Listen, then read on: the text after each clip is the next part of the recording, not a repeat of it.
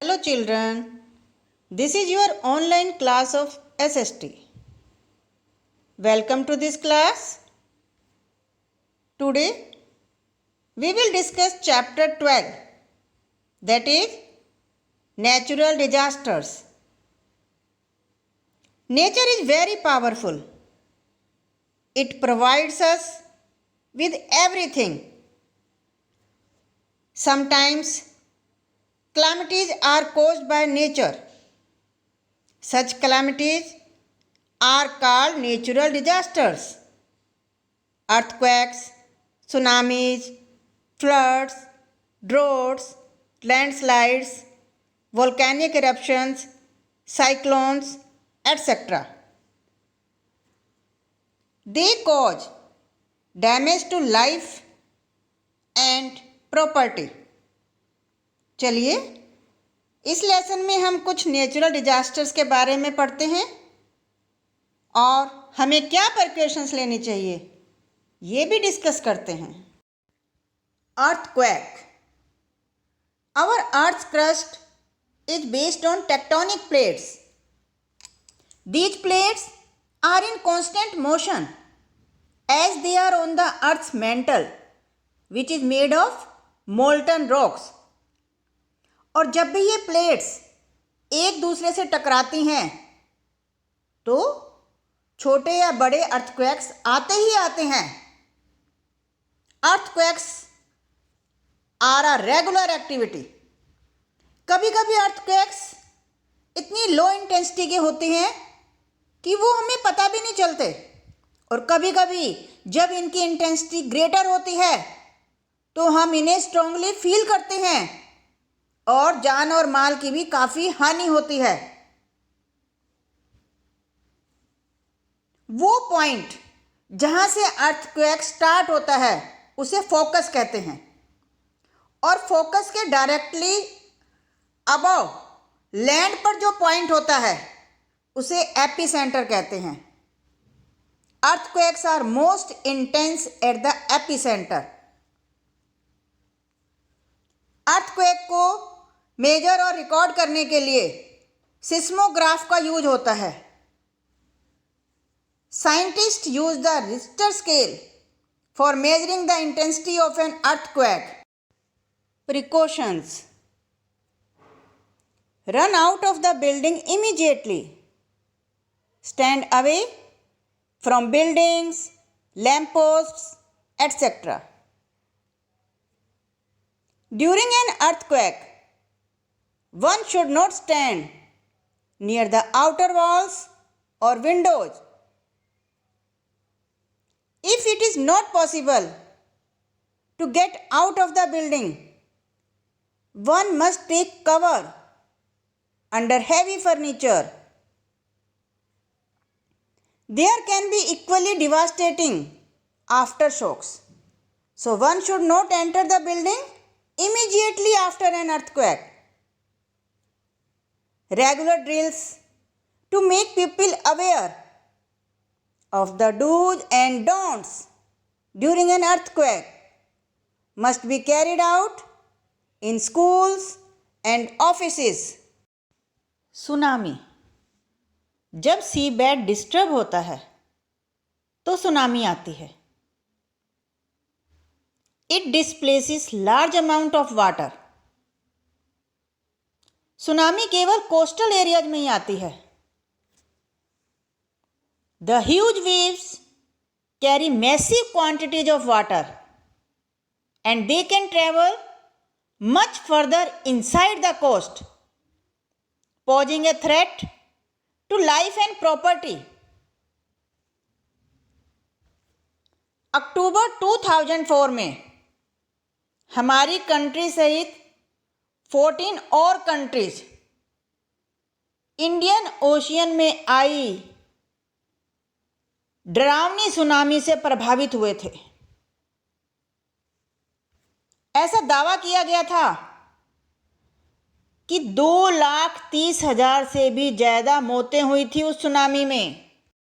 Precautions: tsunami की आहट सुनते ही गवर्नमेंट कोस्टल एरियाज में रहने वाले लोगों को वार्न करती है लोगों को चाहिए कि सुनामी की वार्निंग्स को ध्यान से सुनें, उसे इग्नोर ना करें। गवर्नमेंट लोगों को समुद्र के किनारे और समुद्र में जाने से मना करती है। लोगों को इसे मानना चाहिए। लोगों को लो लेइंग कोस्टल एरिया से हायर ग्राउंड में शिफ्ट होना चाहिए। इसमें गवर्नमेंट उनकी पूरी हेल्प करती है। Volcanoes. When the magma under the earth's crust spills over on its surface, it is called a volcanic eruption. The molten magma under the pressure of heat keeps thrusting the crust. और जब इसे week surface मिलता है तो ये वहां पर एक ओपनिंग बना लेता है। जो मैग्मा अर्थ से बाहर आता है उसे लावा कहते हैं। Huge amount of ash, molten rocks in the form of lava and gases erupt from a volcano through a vent. और जो टॉप पर बाउल शेप्ड होलो बनता है उसे क्रेटर कहते हैं। जब वोल्केनिक इरप्शन ठंडा होता है तो ये एक माउंटेन की शेप ले लेता है। वोल्केनोज को हम 3 टाइप्स में क्लासिफाई कर सकते हैं। First, active volcanoes, second, dormant volcanoes and third, extinct volcanoes. First of all, we will discuss active volcanoes. The volcanoes that have erupted in the recorded history, और वो नियर फ्यूचर में भी erupt हो सकते हैं, उन्हें एक्टिव वोल्केनोज कहा जाता है।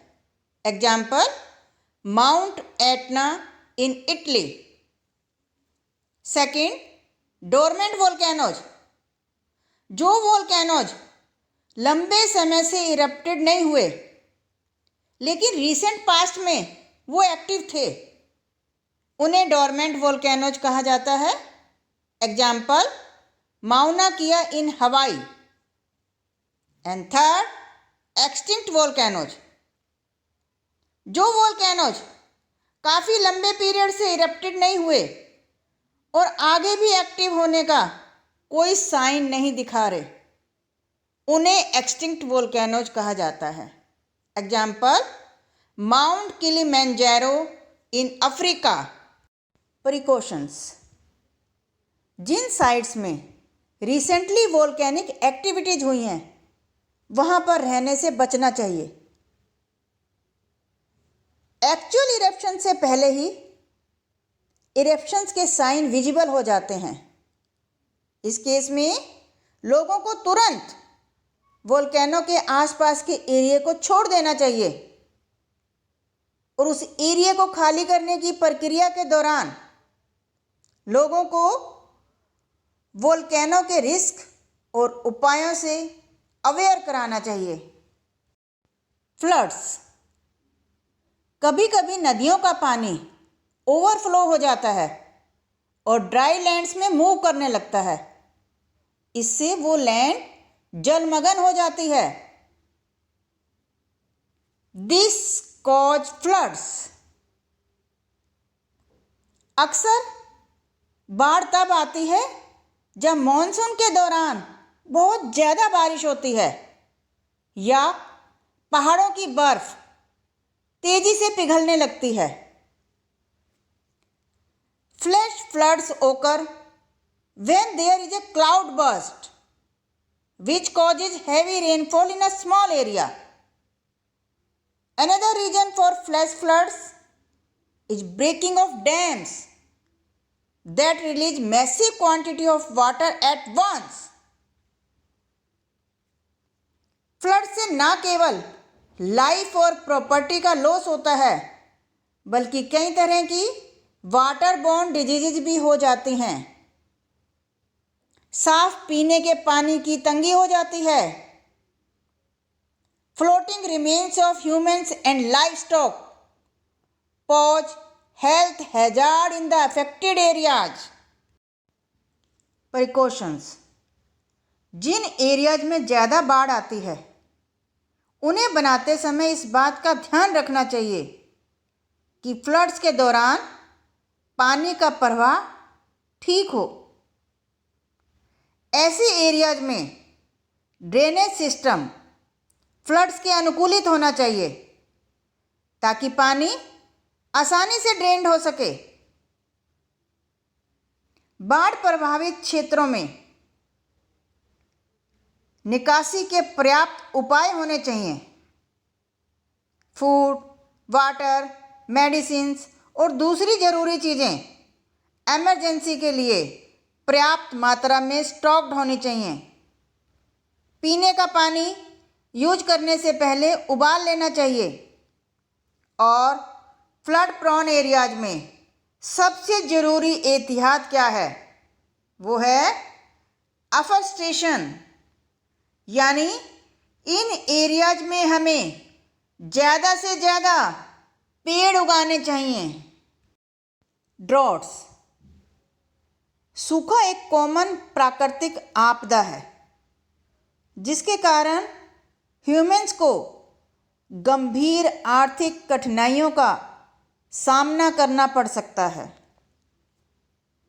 Drought is the extended period of lack of rain और वाटर रिप्लेनिशमेंट। इसके कारण एग्रीकल्चर, लाइवस्टॉक और ह्यूमन्स को बहुत नुकसान पहुंच सकता है। Precautions. Proper reservoirs need to be built and maintained to conserve water. Proper water tanks also need to be built and maintained to conserve water. Rainwater harvesting measures need to be implemented strictly in drought-prone areas. Cultivation of drought-resistant crops such as maize, millets, etc. should be encouraged. Water storage structures like dams should be built in such areas to supply water in times of drought. Cyclones. जब coastal areas में high pressure और low pressure wind में difference create हो जाता है तो cyclones form होते हैं।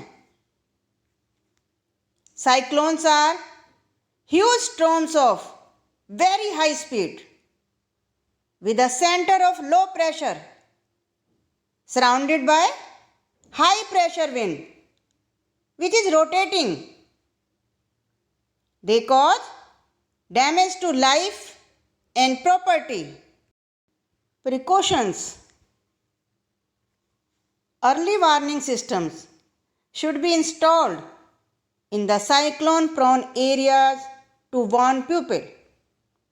People should move to safer places in times of cyclones. Tree plantation in such areas should be promoted as it helps in countering cyclones. Buildings should be constructed keeping in mind the cyclonic activities. Disaster management. Natural disasters are usually uncontrollable. We cannot prevent them.